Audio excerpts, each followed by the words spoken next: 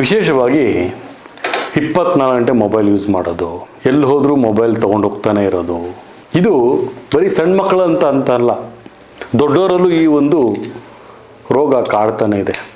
ಇದರಿಂದ ಹೆಂಗೆ ದೂರ ಮಾಡೋದು? ಇದಕ್ಕೂ ಮತ್ತು ಜ್ಯೋತಿಷ್ಯಕ್ಕೂ ಯಾವ ರೀತಿ ಸಂಬಂಧ ಇದೆ?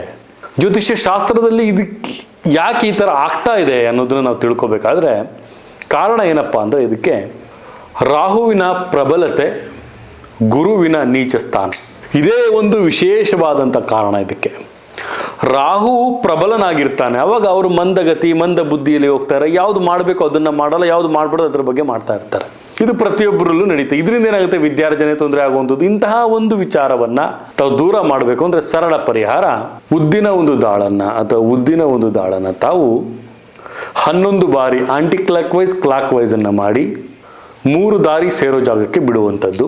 ಪ್ರತಿನಿತ್ಯ ರಾತ್ರಿ ಮಲಗಬೇಕಾದ್ರೆ ಹಾಲಿನಲ್ಲಿ ಕೇಸರಿಯನ್ನು ಹಾಕ್ಕೊಂಡು ಕುಡಿಯುವಂಥದ್ದು, ಕೇಸರಿಯ ತಿಲಕವನ್ನು ಹಣೆಗೆ ಹಚ್ಕೊಳ್ಳುವಂಥದ್ದು. ಈ ಒಂದು ಸಂಕಲ್ಪವನ್ನು ಮಾಡೋದ್ರಿಂದ ರಾಹುವಿನ ಪ್ರಭಾವ ಕಡಿಮೆ ಆಗುತ್ತೆ. ಗುರುವಿನ ಪ್ರಭಾವ ಜಾಸ್ತಿ ಆದಾಗ ವಿವೇಚನಾ ಶಕ್ತಿ ಜಾಸ್ತಿ ಆಗುತ್ತೆ.